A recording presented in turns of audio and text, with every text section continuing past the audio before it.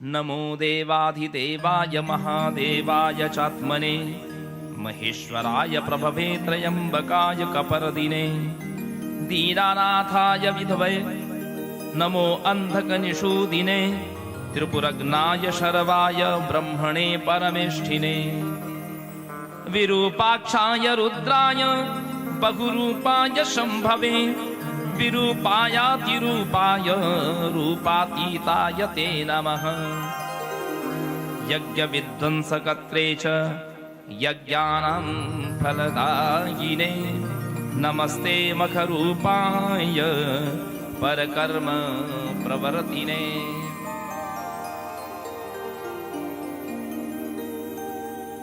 उनको शिवजी का रूप जान करके उन पुरुष की स्तुति जब बृहस्पति ने की तो उस पुरुष ने कहा कि हे बृहस्पति, तुमने इस समय इंद्र को जीवन दान दिया है, इसलिए आज से तुम्हारा एक नाम जीव होगा। बृहस्पति का एक नाम है जीव। लेकिन मुझे बताओ, इस समय जो मेरी क्रोधाग्नि मेरे तीसरे नेत्र से प्रकट हो रही है, इसका मैं क्या करूं? इसको मैं कहां त्यागूं?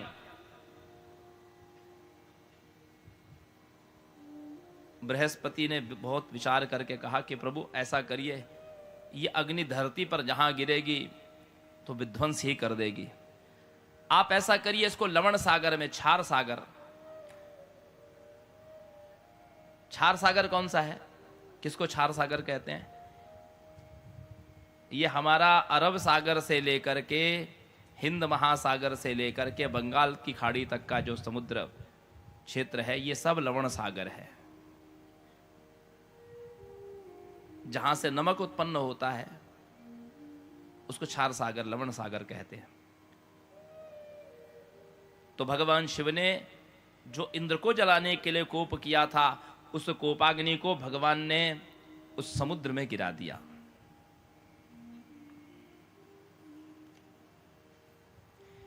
कि क्षिप्ते स्वतेजसी ब्रह्मन् बालनेत्र समुद्भवे लवणं भासि किम ताता भवत्तत्र वदाशु तत्। व्यास जी ने सनत कुमार जी से पूछा कि जब वो भगवान की कोपाग्नि जब समुद्र में गिरी तो उसका क्या हुआ? सनत कुमार जी कहते हैं, अथो शिवश्च तत्तेजो भालनेत्र समुद्भ्रमं क्षिप्त च लवणाम्बोधौ सद्यो बालत्वमापः तत्र वै सिंधु गंगायाः सागरस्य च संगमे रुरोधोच्चै स वै बालः सर्वलोक भयंकरः। भगवान की वो कोपाग्नि जब उस समुद्र में गिरी, उस क्षार समुद्र में, तो अग्नि के गिरते ही वहां पर एक बालक उत्पन्न हो गया। और वो बालक इतनी जोर से रुदन करने लगा। कहां पर?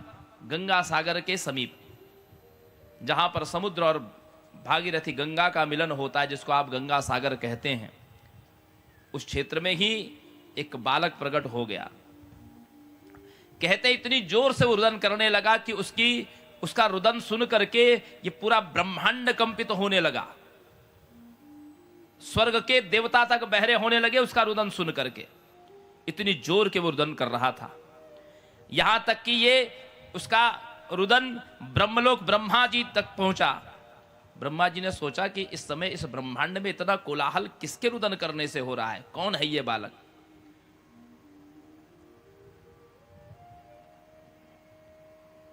किम बहुक्तेन विप्रेंद्र चचाल सचराचरम भुवनम निखिलम तात रोदनात् शिशुर विभो।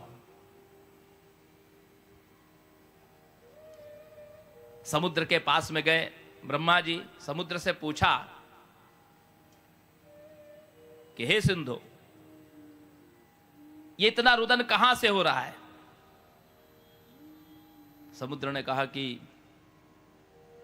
एक बालक मेरी जल राशि में है, उसी के रुदन से ये कोलाहल हो रहा है। ब्रह्मा जी ने सोचा कि मैं जाकर के उस बालक को चुप कराऊं। जैसे ही ब्रह्मा जी उसके पास पहुंचे, उस बालक ने ब्रह्मा जी का गला पकड़ लिया। इतनी जोर से ब्रह्मा जी का गला पकड़ लिया कि ब्रह्मा जी के नेत्रों से अश्रु बहने लगे। जल की धार बहने लगी। एवं वदति पाथोदौ स बालः सागरात्मजः ब्रह्माण्डमग्रहीत कंठे विधुनवन्तं मुहुर्मुहुर् नेत्राभ्यां विधृत यस्मादिनैनैव जलं मम तस्मा जलंधरेतिह ख्यातो नाम्ना भवत्तसौ। ब्रह्मा जी ने बड़े परिश्रम के बाद अपने गले को उससे छुड़ाया, उस बालक के हाथ से अपने कंठ को छुड़ाया। और जब कंठ को छुड़ा रहे थे तो ब्रह्मा जी की आंखों से पानी बहने लगा। ब्रह्मा जी ने कहा कि तू समुद्र का पुत्र है, तूने मेरे कंठ को ऐसे पकड़ा कि मेरे आंखों में जल की धार आ गई है, इसलिए तेरा नाम होगा जलंधर। भविष्यति च गंभीरस्त्वं तथा यथा समरे गुहा सर्वजेता च संग्रामे सर्व संपद विराजिता। अधुनैवैष तरुणः सर्वशास्त्रार्थपारगः महापराक्रमो धीरो योद्धा च रणदुर्मदः। दैत्यानामधिपो बालः सर्वेषां च भविष्यति विष्णोरपि भवेज्जेता न कुतश्चित् पराभवः। तू समस्त देवताओं से अजय हो जाए, यहां तक कि भगवान विष्णु भी तुझे पराजित न कर सके, भगवान विष्णु भी तुझे पराजित न कर सके, और सभी प्रकार के शास्त्रों में तू पारंगत हो जाए। तेरे जैसा कोई बलवान न हुआ है न होगा। इसी प्रकार पतिव्रता से भविता पत्नी सौभाग्यवर्धिनी सर्वांग सुंदरी रम्या प्रिय वाक्षील सागर। तेरी पत्नी भी सब प्रकार के शीलों से युक्त पतिव्रता होगी। कालनेमी नाम के असुर ने अपनी पुत्री वृंदा का विवाह उसके साथ में कर दिया। इस प्रकार वो जो जलंधर जो था सर्वशक्ति संपन्न हो गया। पाताल में से शुंभ निशुंभ आदि असुर करोड़ों करोड़ों दैत्यों को लेकर के आकर के अपने अधिपति जलंधर की सन्निधि प्राप्त करने लगे।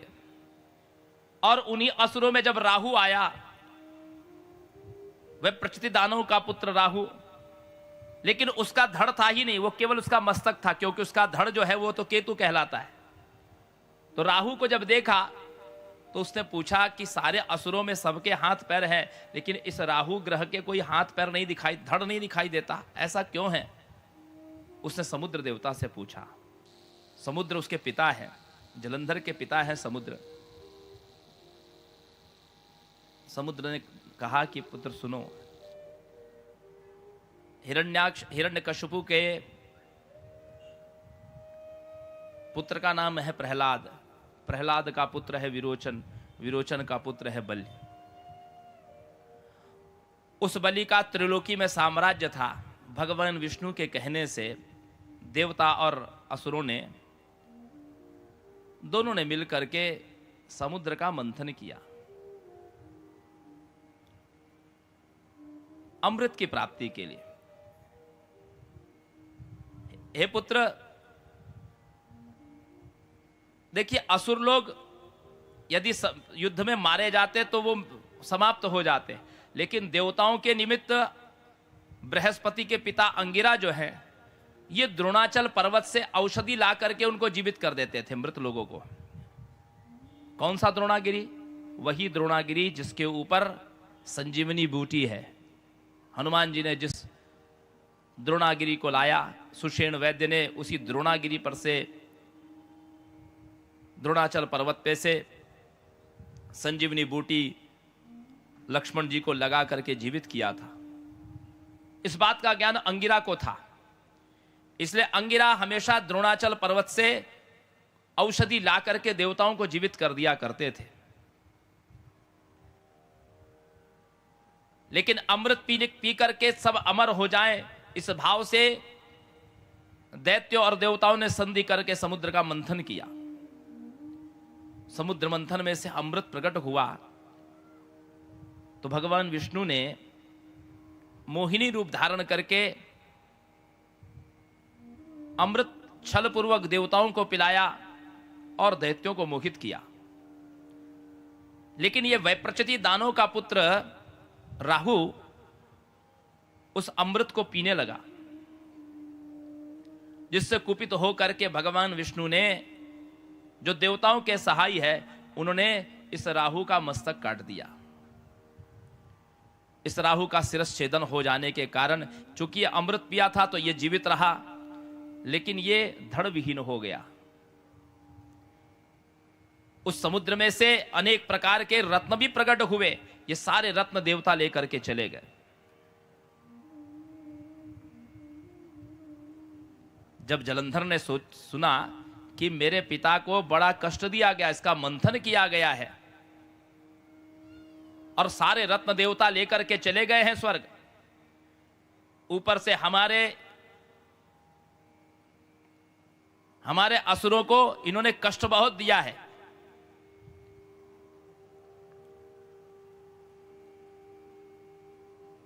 तो जलंधर ने अपने एक दूत को बुलाया जिसका नाम है घष्मर। घष्मर का अर्थ होता है भक्षक। उस घष्मर को बुला करके कहा जलंधर ने कि जाओ इंद्र से कहना कि तुमने हमारे पिता को बहुत कष्ट दिया है और जितने रत्न पिता के इस उदधि में से प्राप्त किए हैं वो सारे रत्न हमें दे दो, अन्यथा अब तुम्हारे प्राणों की रक्षा करने वाला कोई नहीं। घष्मर पहुंचा। घष्मर ने कहा कि मैं दूत हूं, मैं भक्षक नहीं हूं। हे इंद्र, हमारे स्वामी जलंधर ने आदेश दिया है कि जितने रत्न तुमने प्राप्त किए हैं समुद्र मंथन से वो सब लौटा दो।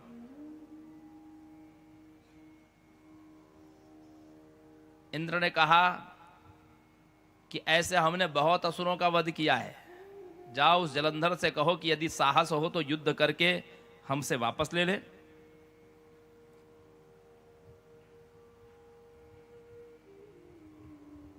इत्थं विसर्जितो दूतो घस्मराख्यसु बुद्धिमान् तदिन्द्राणागतं तूर्णं यत्र वीरो जलंधरः।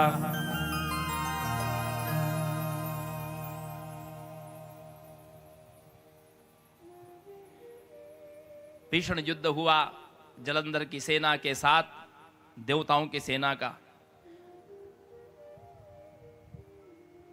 सैकड़ों देवताओं का वध कर दिया जलंधर ने।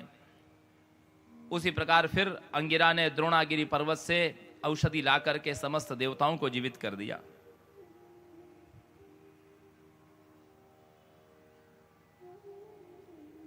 फिर युद्ध हुआ, युद्ध में सब मारे गए, लेकिन अब की बार जब अंगिरा गए तो वहां उनको द्रोणाचल पर्वत दिखाई ही नहीं दिया,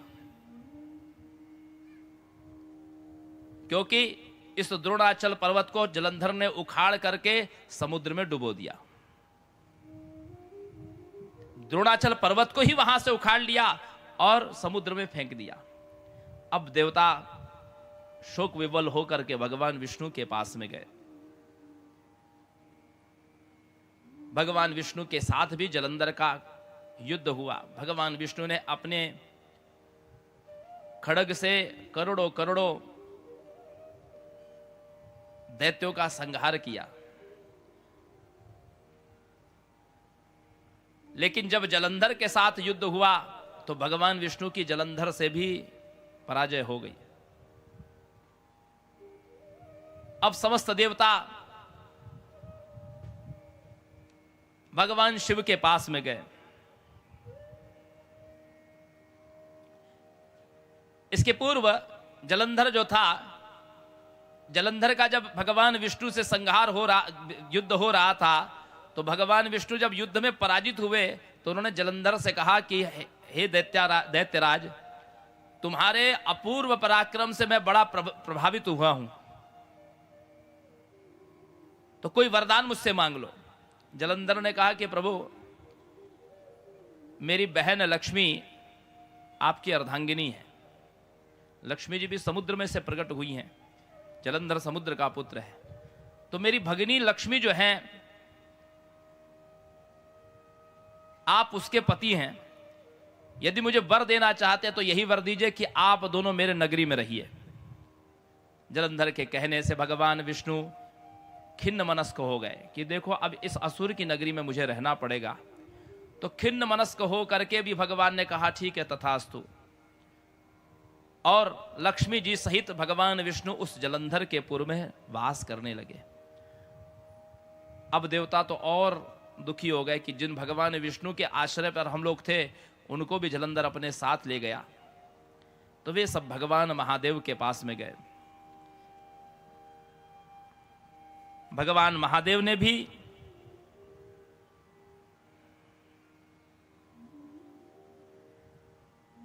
नारद जी को प्रेरणा दी। शिव जी की प्रेरणा से नारद जी जलंधर के पास गए।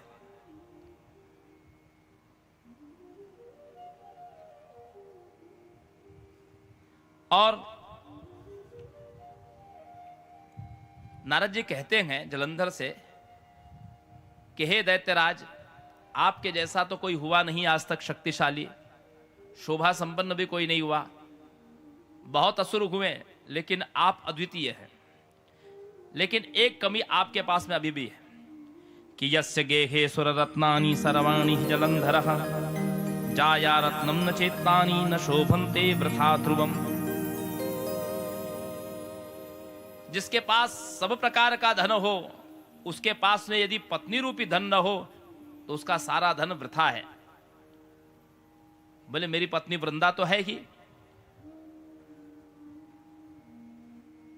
बोले पराक्रमी के पास में जो संसार की सर्वश्रेष्ठ सुंदरी है वो होनी चाहिए। बोले इस समय संसार की सर्वश्रेष्ठ सुंदरी है कौन? बोले पार्वती जी से ज्यादा अधिक सुंदर और कोई नहीं है। जब जलंधर ने सुना तो जलंधर ने राहु को बुलाया और राहु से कहा कि हे राहु, तुम जाओ और शिव के सामने मेरा संदेश देना कि वो अपनी पत्नी मुझे सौंप दे। जलंधर भगवान शिव का ही अंश है। लेकिन जब राहु गया तो राहु ने भगवान शिव को अपने स्वामी जलंधर का संदेश सुनाया कि हे महेश्वर, आप अपनी भार्या जलंधर को सौंप दीजिए, अन्यथा युद्ध करिए।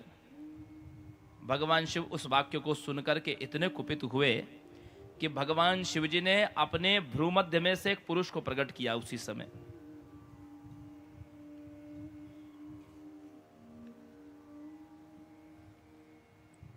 बदत्तेवं तथा राहु भ्रूमध्याशूलपाणिना अभवत् पुरुषो रौद्रस् अतीव्र शनि समस्वनः सिंहस्य प्रचलत् जिह्वा सज्ज्वालनयनो महान् ऊर्ध्वकेशा शुष्कतनुर्नृसिंह इव चापरः। नरसिंह भगवान की जैसी मुखाकृति है ना, ऐसा ही वह पुरुष था। महातरुर महाबाहुस्ताल जंगो भयंकरः। उसकी बड़ी बड़ी भुजाएं, विशाल जंघाएं, विशाल शरीर और इतने वेग से राहु के पीछे दौड़ा राहु को खाने के लिए कि डर के मारे राहु भागने लगा और उस विकराल पुरुष ने उस राहु को पकड़ लिया। वो सिंहाकृति था वह पुरुष, जैसे भगवान नरसिंह होते हैं इसी आकृति का वह। और राहु को पकड़ लिया। राहु को पकड़ के वो खा जाना चाहता था तो भगवान महादेव ने रोक दिया उस पुरुष को कि सुनो, ये ब्राह्मण है इसलिए अवध्य है, राहु को मारना नहीं चाहिए। प्रभुम च ब्राह्मणम दूतम रावाख्यम शरणागतम शरण्यारक्षणीया ही नदंड्यागण सत्तमः। पहली बात तो ये किसी का दूत है, दूत का वध नहीं किया जाता। ऊपर से ब्राह्मण है, ब्राह्मण का वध भी नहीं किया जाता। और तिस पर भी ये शरणागत हो गया है तो शरणागत की रक्षा मुझे करना ही पड़ता है। राहु को तो छोड़ दिया। राहु को छोड़ने के बाद उस गण ने कहा कि हे महादेव, आपने मेरा भोजन मुझसे छुड़ा दिया। मैं इस समय क्षुधातुर हो रहा हूं, मुझे बड़ी भूख लगी है, मुझे बताइए कि मैं क्या खाऊं। कि क्षुधा मां बाधते स्वामिन् क्षुदत्सामस्मासि सर्वथा किं भक्ष मम देवेश तदाज्ञापय मां प्रभो। भगवान ने विचार किया, कहा कि बुभुक्षा यदि ते अतीव क्षुदात्वं बाधते यदि हि संभक्ष्यात्मान शीघ्रं मांसम तुम हस्तपादयोः। यदि तुझे बहुत भूख सता रही है ना, तू अपने हाथ पैर और अपने अंगों को ही खा जा। वो सिंहमुख अपने शरीर के अंगों को ही खाने लगा, अपने पैरों को, अपने पेट को, अपने हाथों को। केवल मुख मात्र बचा उसका, बाकी सर्वांग उसने खा लिया, भक्षण कर लिया। केवल मुख मात्र बचा। भगवान बड़े प्रसन्न हो गए कि इस गण ने मेरी आज्ञा का पालन किया है। भगवान ने कहा कि तू मेरे गणों में, अब तेरी गणना मेरे गणों में होगी कि हे महागण धन्यस्तुम मदाज्ञा प्रतिपालका संतुष्टश्चास्मि ते अतीव कर्मणा अनेन सत्तमः। तुम कीर्तिमुखो संज्ञो हि भवत् मद्द्वारकः सदा महागणो महावीर सर्वदुष्ट भयंकरः। मत्प्रियस्त्वं मदर्चायां सदा पूज्यो हि मज्जनैः तदर्चायेन कुर्वन्ति नैव ते मतप्रियंकरा। तू आज से मेरा द्वारपाल रहेगा। जिस प्रकार मेरी पूजा होती है उसी प्रकार तेरी भी पूजा होगी। जो व्यक्ति तेरी पूजा नहीं करेगा वो मेरा प्रियकर नहीं हो सकता। तुम्हारा आज से नाम क्या होगा? कीर्तिमुख। बोलिए कीर्तिमुख महाराज की जय। तो कीर्तिमुख शिवालय में होते कहां हैं? कहां पर होते हैं? शिव जी के मंदिर में जो द्वार होता है, तो आपने देखा होगा शिव जी के द्वार के ऊपर में, पहली बात तो शिव जी का द्वार बहुत छोटा होता है, शिवालय का द्वार बड़ा नहीं होता।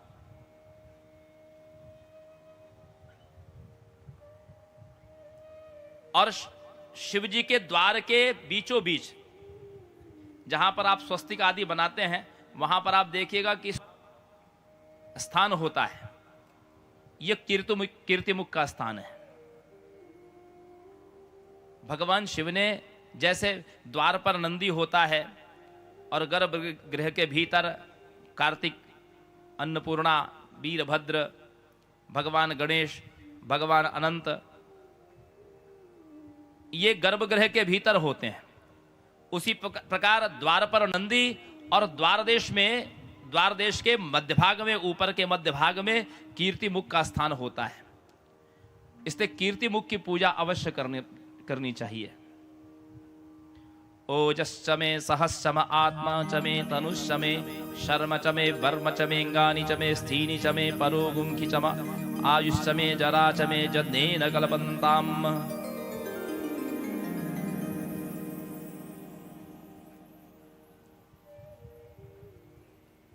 कई लोग क्या करते हैं, उस कीर्तिमुख में से जो सिंदूर लगा होता है, उनको लगता है कि यह सिंदूर हमारे लगाने के लिए लगाया गया है यहाँ पर। तो उसी कीर्तिमुख में से सिंदूर अंगुली में ले करके अपने माथे पर लगाया करते हैं। उसमें से सिंदूर नहीं लगाना है, उनमें सिंदूर चढ़ाना है, उन पर सिंदूर चढ़ाना है।